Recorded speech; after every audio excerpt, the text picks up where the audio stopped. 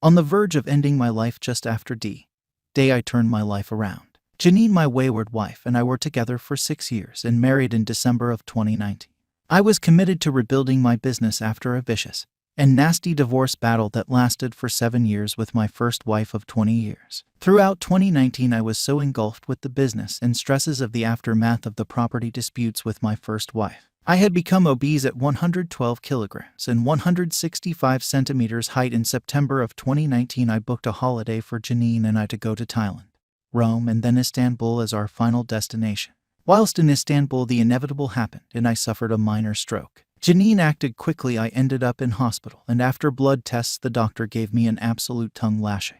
"You're lucky to be alive. With what you've eaten, you could have fed a whole third world country," he said. It was then I learned I had type 2 diabetes, 276 milligrams divided by DL, high cholesterol 8.9 ml/liter, and blood pressure of 170/90. "You're a walking lollipop covered in fat and batter," the doctor said whilst continuing to berate me. I also had a tear in the aortic valve of my heart, and the hospital could not operate until my sugar levels were brought back to moderate levels. After returning back home, I then started to lose my eyesight as a direct result of the extreme diabetes levels.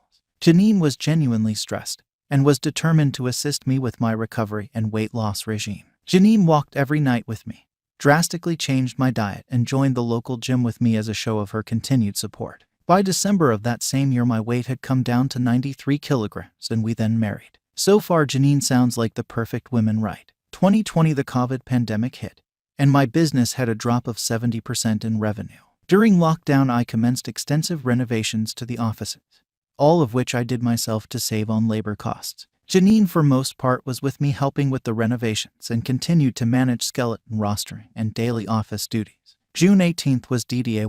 Just prior, I had gut-wrenching emotions, of which I put down to stress of trying to keep my business viable during the lockdown and drastic reduction in revenue. The bank froze my financial repayment commitments, as I previously never defaulted with any of my repayment obligations. I noticed that Janine was spending a lot of time with one particular employee of mine, but honestly never suspected any wrongdoing. He would always be lurking around her office, which was no more than 10 meters away from mine, and suspicion in my mind became overwhelming. My suspicion was compounded by the fact I had sacked this employee early January, and Janine was adamant to re-employ him in mid-February. One late afternoon, the thought of foul play in my mind was compelling, so I walked over to Janine, who was downstairs doing final touch-ups on our renovation works, and directly asked the dreaded question, "What is going on with you and Nas?" "AP, what do you mean? What can be going on?" She calmly replies, "Give me your phone," I demand, and she passes it over without hesitation. I immediately noticed that all messages to my employee Nas AP were deleted, but other messages to other employees were not.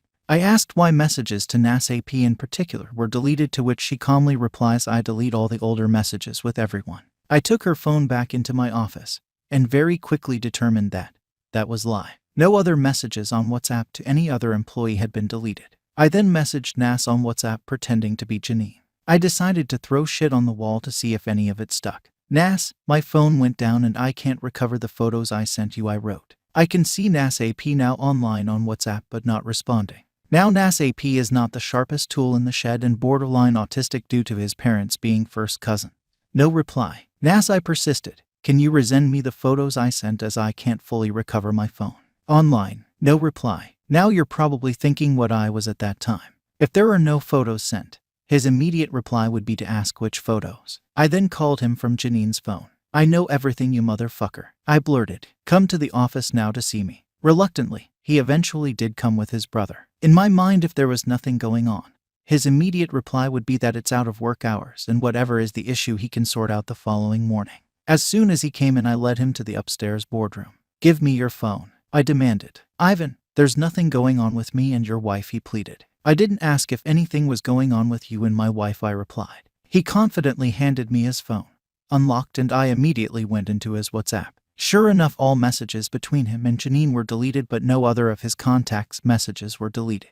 "Get out," I demanded. "You know I won't let this rest," I threatened. The next 4 days and nights I continually interrogated Janine. Both of us without sleep or food. She finally admitted to meeting with Nas AP in mid-January after I had sacked him and ended up kissing in the car. 6 weeks after we were married. She then admitted to meeting up again in March and giving him oral. I was devastated, distraught, and completely heartbroken. I drove to the AP's house and made Janine tell the AP's wife who had just given birth to their first. I then threw her out and put her on the next available flight back to Spain where her family resided. During the following 3 months, we continued to speak on the phone and I continued to interrogate her story. I didn't believe she was telling me the truth. Early September, I then booked a flight to Spain after agreeing to go to marriage counseling and both of us seeing our own psychologist. During this time here in Spain, I booked a personal trainer and worked out every day. My weight is down to 76 kilograms with visible muscle gain.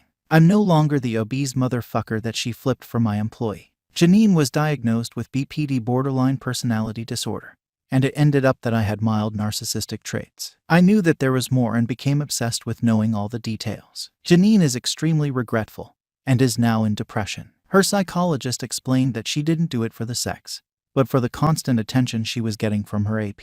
Last week, I finally discovered that March wasn't the only time they met up through Google Map location history, but it was also in April. I could not believe that she did not disclose this to me when I literally begged her to put my mind to rest and tell me everything. She eventually disclosed that when they met in March they just kissed and made out in a coastal car park, but it was April that she gave him oral sex. She claimed that she was so disgusted within herself that she stopped within seconds, and that was the end of the affair. Her affair partner could not understand why she would not have sex, and why the fuck did she come out with him if she wasn't willing to go to his friend's house or hotel to have sex. It was him that pulled out his fucking dick and said, "At least suck this then." I honestly don't know where to go from here. Thank you for reading this far, and I'm desperate for advice.